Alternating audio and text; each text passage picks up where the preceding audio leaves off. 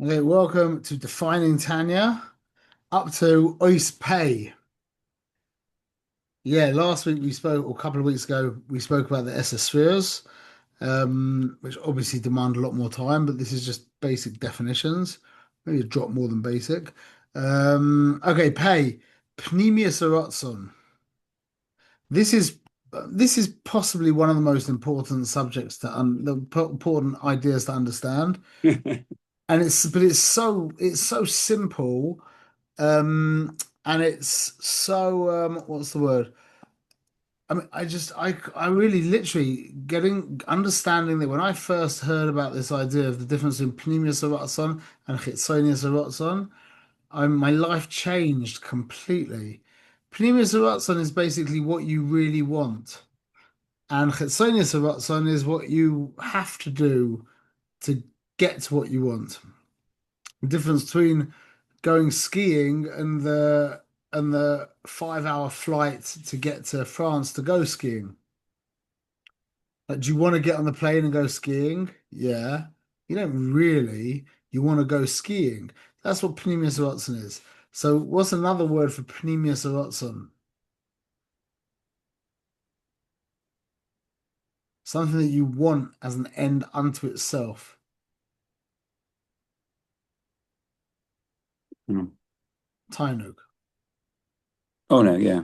Oneg. Penimius Watson is oneg. But that is what you get pleasure for. So you say to somebody's eating some nice food, yeah, and they're enjoying it. And you say to them, well, why are you eating that? And they'll say, well, it's giving me pleasure. And you say to them, well, why do you want pleasure? And they'll look at you like, what? What do you mean? What? Because it's an end. That's it. I want pleasure. Not for any reason, then it wouldn't be an end. By definition, if you have a reason for why you want something, then it's the reason that you want. It's not the end in itself. I said this over one of the Sherebachers that I actually had my daughter. My daughter wanted to wear nail polish, yeah, for the chasna. And I just said to her, I would rather you don't wear it. And she was like, why? And I said, I don't really have a reason. I just don't want you to wear it. And she would give me a reason. I want a reason. I said, well, I just don't want it. Isn't that enough? She said, and so I said, you know what? Okay, fine. I'll give you a reason. I don't want you to wear nail polish. Why? Kacha. That's what I said. Yeah. What I was trying to give over to her, in the end, she actually didn't wear nail polish. But the point what I was trying to give over to her is the minute she understands, if she knows why, if she agrees with the reason why I don't want her to wear nail polish, she's not listening to me, she's listening to the reason. And I was saying that that is the reason why we marry women, because women are completely different to men. If you're a real man and if she's a real woman, don't get me wrong, the nowadays, a lot of women are very manly and a lot of men are very womanly. Yeah, but a real man and a real woman are literally mysteries to each other. A real man has no idea why a real woman is looking in the mirror, cares how she dresses, likes to spend money on jewelry, you know, cares so much about, the napkins on the table and etc. etc. Yeah. The women care about things that men have got no absolutely no relationship to, and women don't understand why men like cars or like you know watching football or whatever the things the men like to do.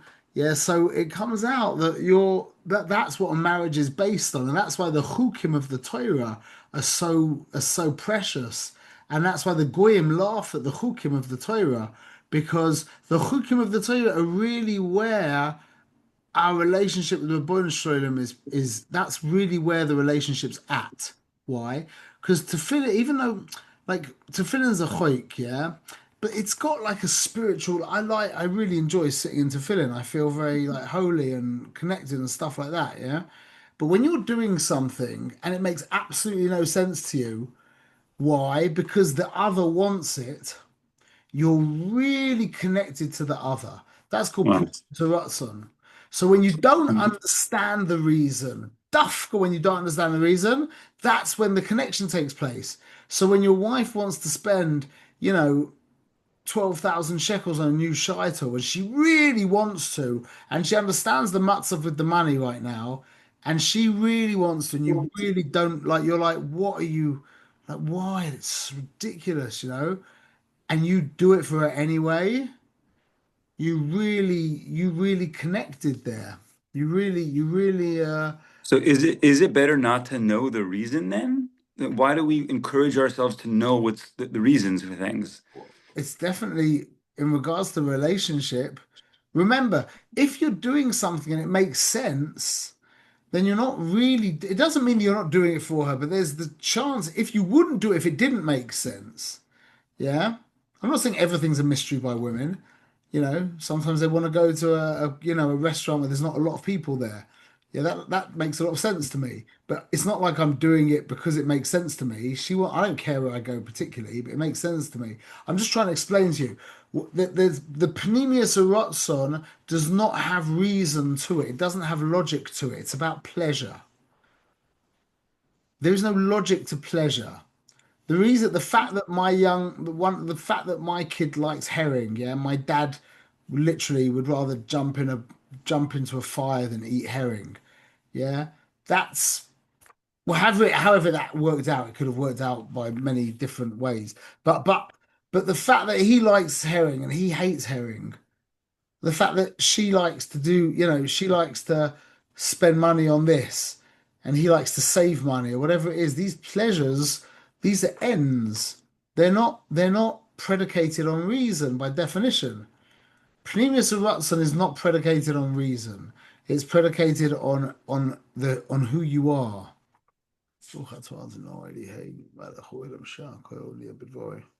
I mean, also I saw something nice in the Parsha that were Yitzchak and Rivka, I think there was Akarahi, they were opposite each other.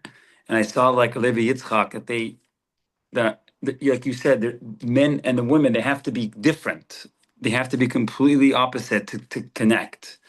So that was interesting. You talked about men and women being opposites. Yeah. So but the reason why we can connect so deeply to women is because we don't understand them. That's the point. Yeah. It's ironic. It's the exact opposite of what you would think. But the real connection is when you're doing something that doesn't make sense to you and you do it for the other. And you're like, I mean, I have no idea why you want this, but whatever you want, I'm here for you. That is a real relationship. That really is a real relationship. So anyway, Penimius Haratzon is what Hashem really wants, which is a yichud of Kutcha B'Ruch Shchinte, which is a chasna with Am Yisrael. That's what his real desire is, as I understand it. And everything else that makes that possible, for example, this world, yeah, that is called Chetzonius Haratzon. That is a means to an end. Like, for example, if there wasn't a world and creation and a place where Nishmas Yisrael could choose Ribbono Shel Olam, then there couldn't be a chasna. So Hashem kind of, in a sense, needs to create the world so that he can have this chasna. Without the world, there couldn't be the chasna. So Penimius Haratzon is the yichud of Kutcha B'Ruch Shchinte. That's Penimius Haratzon. Bria Sa'olam, my separation, pardon me, is Chetzonius Haratzon. That's why Nishmas Yisrael was breathed into Adam. Yeah. Yapach Apov. He blew the neshama into the world, into Adam, and he spoke creation into being. Because speaking, you can speak for a long time, yeah. Speaking comes from what's called chitzonius, a breath, whereas neshima, the blowing it, mituchiuso and pinimiuso, the breathing, as the Tanya says in the Zohar Kodesh, is coming from within you. It's not created. It's not like speech, which is a creation. Breath is just what was in you, just comes out. So that's called Penimius Haratzon. That's his Penimius. That's what he wants. He wants Nishmas Yisrael. That's what Rashi says, the very first thing in the Chumash. First Rashi is Bishvil Torah, Bishvil Yisrael. That's why he created for Torah and for Yisrael. So that's the Penimius Haratzon. The Chetzonius Haratzon is that he had to create this world, so to speak, so that that could take place. And that's the same with you going to bed in the morning, going to bed in the evening, yeah?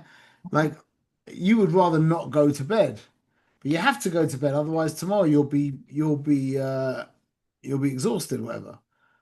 So you have to go to bed. And you know what the most Chetzonius Haratzon thing that there is that you do is going to the bathroom.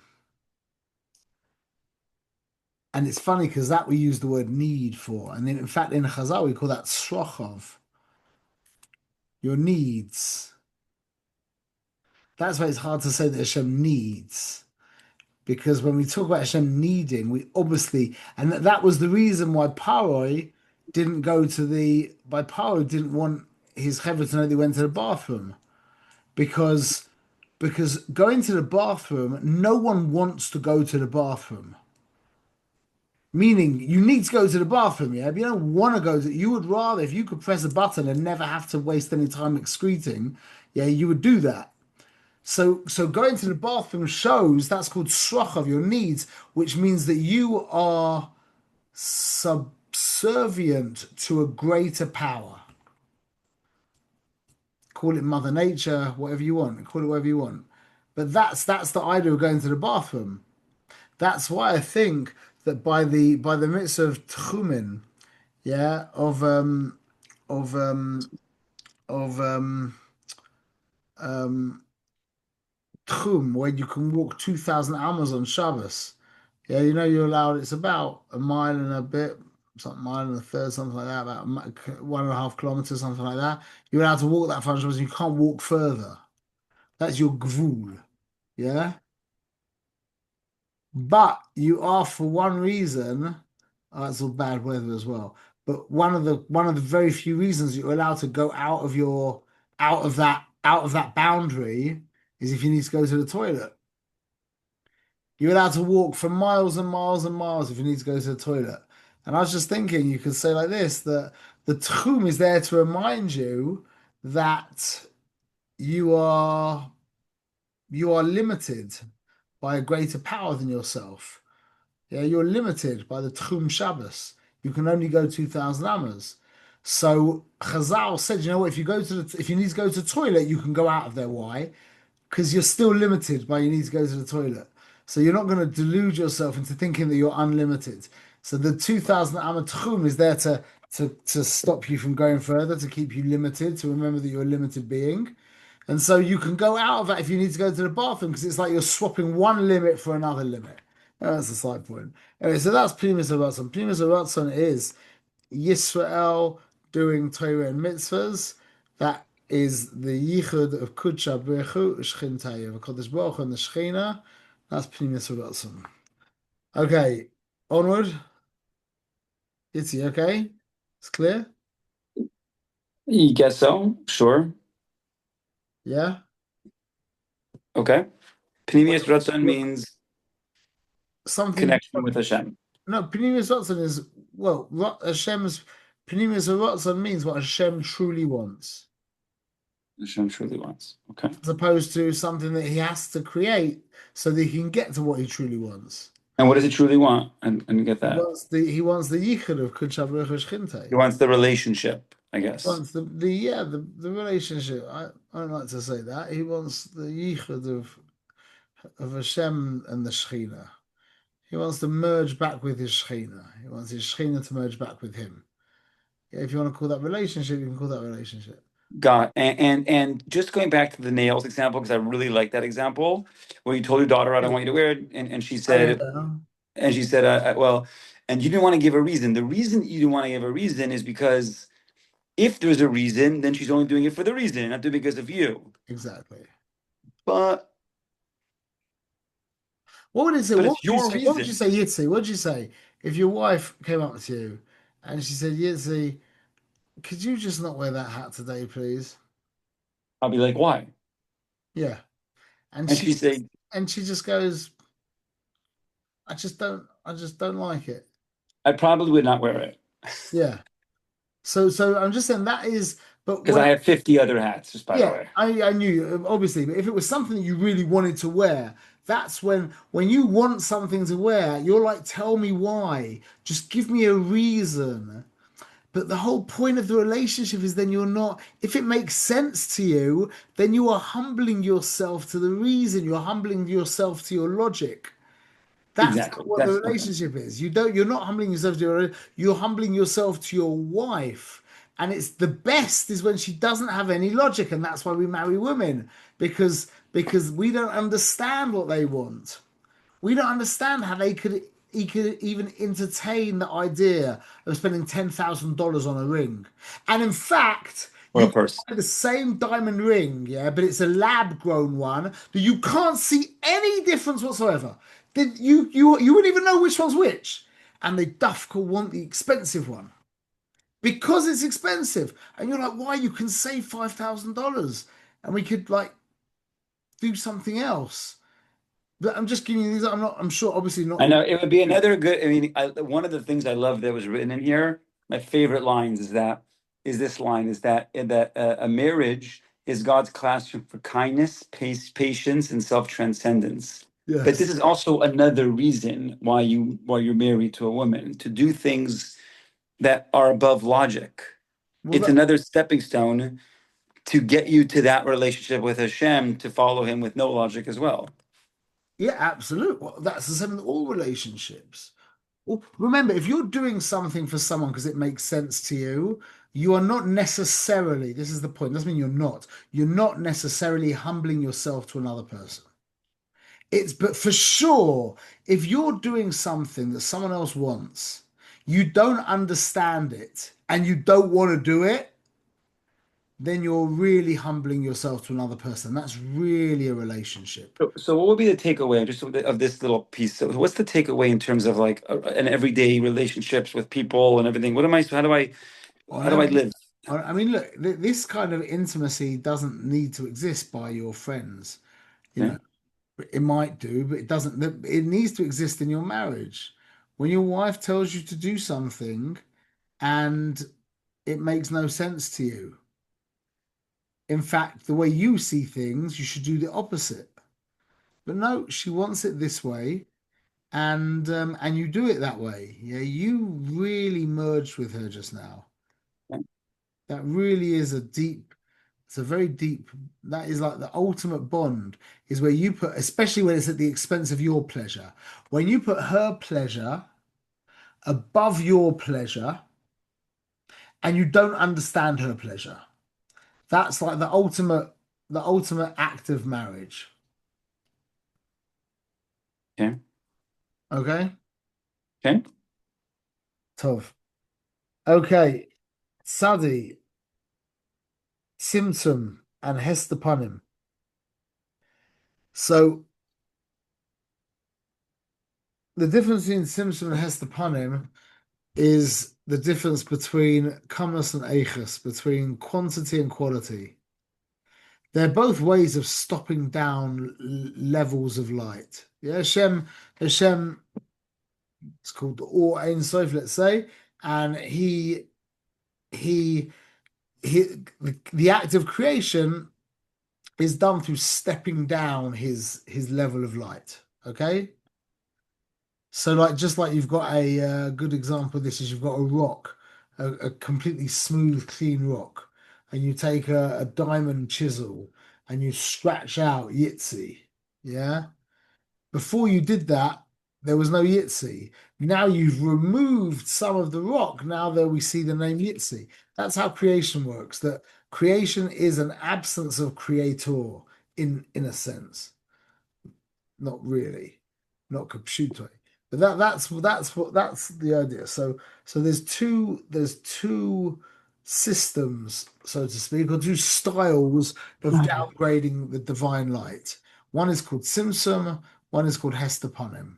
Okay, Simsum is a reduction of the quantity of light, and Hestaponim is a reduction in the quality of the light. In either case, they detract from the light. They lower the level of light, but one is detracting from the quantity and one of the quality. So there's a bunch of differences, and there's some very good mashalim, metaphors, is that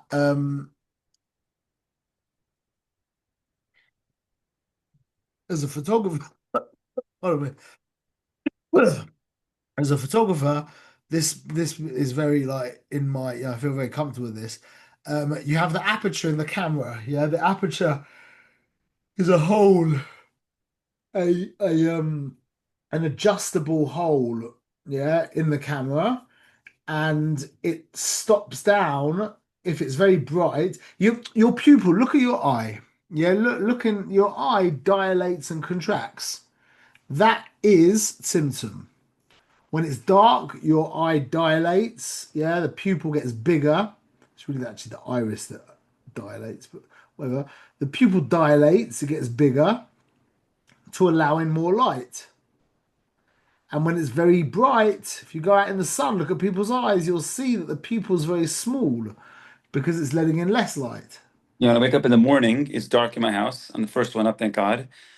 And I turn the light on. Yeah, I almost feel like my eyes are adjusting, like I can of feel course. them, Yeah, like doing something. yeah, they are exactly. You're like, "Vroom, vroom, vroom, vroom." Yeah, exactly. Yeah, yeah, yeah. That's your aperture. The apertures of your eyes closing down because when you wake up in the morning and it's dark, your eyes are dilated to the max. Yeah. And then the minute the lights come on, they contract right down. So imagine that's in regards to letting light in. But if your eyes were torches, yeah, were like flashlights, yeah, God it'd be the willing. same idea. If it's very wide, it lets out a lot of light. If it's very small, it lets out a drop of light. Yeah. So that's Tzimtzum. Now, Hester Ponim is a veil. It's a filter over the light. It is like a veil. How do you say that? Like netted curtains. You know what I mean? Netted curtains. What do you call them in America? Like kind of white, Shades, like curtains, shades. but meaning like in England they have them all the time. Netted curtains. Lazy, you know what I'm talking about? Netted curtains. They like go underneath the real curtains. Like the real Okay. curtains like close the window and stop the light. Yeah, it's very thin Yeah, material. yeah, they let light in, but it just means people can't see in the house, basically. Yeah. Yeah. So that is the idea of Hester Punim. Now there's a couple of very important nafkaminas here, things that come out. Is so there's two ways of stopping down the light. You can either contract the amount of light, yeah, that's called symptom, Okay. or you can put a veil over the light, like a filter over the light, and that will also cut down the light. But you're not cutting down the amount of light, you're cutting down the quality of the light. So what's the difference? The difference is by Tzimtzum, the light that you experience through Tzimtzum is the exact same light. It's no different. It's just less. Whereas the light that you experience through Hester Punim is is actually a different light. It's been affected. It's been the actual light has been modified, not the amount of light. The actual light has been modified. So it's interesting. So it just we called it Hester Punim. What did we call before? We said about Penimius. Why is it, sorry, why is it modified? It's the same, there's the same light coming for Hester Punim, but there's this thin veil, so it's just reducing the amount. But why did it change the same? It's the same light. No, well, it depends on what the filter is, I suppose. You can have a neutral density filter. In photography, there's a thing called a neutral density filter, which literally it looks like a bit dark gray. It doesn't change the quality of light. It kind of changes the quantity of light. It just stops down the light. Yeah, but you can a filter like if you've got a slightly green, a slightly green tinge in the veil. Yeah, it will add a green it will change the quality of the quality of the light. So the idea of the veil is it changes the quality of the light. Okay, there could Mhm. technically be a veil that doesn't do that, but we're talking about a veil that does do that. That's the basic idea of a veil. Okay, why is it called Hester Punim? Yeah. So it's actually good because we just learned before about Penimius Haratzon. Hester Ponim means it covers the face. It covers the the Penimius Ratzon of Hashem. It's Mamash Hashkacha, they're right next to each other. It covers the Penimius Ratzon of Hashem. That's what Hester Panim does. Another name for Hester Panim is Klipa. Synonymous terms.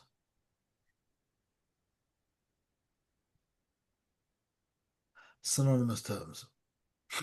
Yeah, it couldn't be Tzimtzum because it. Well, and why couldn't it be Tzimtzum? Why is it Hester Ponim Because Klipa? Tzimtzum doesn't conceal Hashem. In fact, Tzimtzum reveals Hashem. And in the words of Rav Hass, what was the greatest revelation of God ever? Tzimtzum. The original Tzimtzum. Tzimtzum allows you to experience. Yeah, like you have to be Mitzansem yourself. Yeah, for you to be able to for another to be able to experience you, assuming you're bigger than them, you have to be Mitzansem yourself. But you don't want to be musty yourself. See, Tzimtzum means that they're getting you just at a level that they can contain. Hester Panim is they're getting you, but they don't know it. That's like Hester Panim is Klippa. Klippa is Gematria Bechira. And that is the point of Hester Panim. Hester Panim conceals the Penimius Ratzon so that an alternative, you have an alternative option.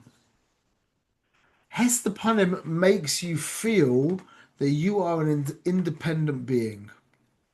And now you have free choice. Hester Panim gives you free choice. Tzimtzum does not give you free choice. Tzimtzum gives you metzius. It gives you existence. You exist, but not as a separate, not as something separate and alive. I mean, you could probably say it's alive, but not as you don't have any independent. You couldn't do an Avera if there was just Tzimtzum. Yeah, there would be no Avera. There would be no Avera available to you. That's the concept of Tzimtzum and Hester Panim. That Tzimtzum stops down the level of light, and if there was no Tzimtzum, you can't have Hester Panim without Tzimtzum. Because you can't put a veil over light that is too strong. So there has to be Tzimtzum that gives rise to the creation. But the creation with just Tzimtzum doesn't know that it has any independent existence. That's the Okay, point. one quick second, just one quick second. Hmm.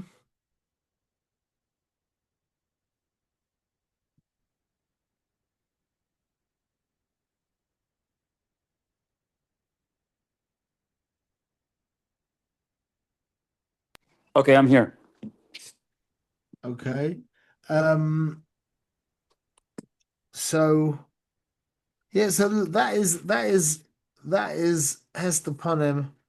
That is Tzimtzum and Hester Panim. Again, Tzimtzum is a diminishment in the amount of divine light, which gives rise to reality as we know it. But well, not really as we know it, it gives rise to reality.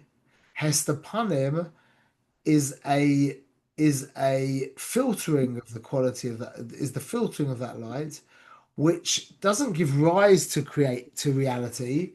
It conceals God in reality, which means now we have free will and we are available to actually choose God as opposed to kind of just be on autopilot like a kind of Tesla robot kind of thing. Did you get that? Yeah, I'm just sorry for this question, but why is it important to know the difference between Tzimtzum and Hester Panim? Well, I mean, just technically, that's the I suppose the point is that I love when you ask these questions.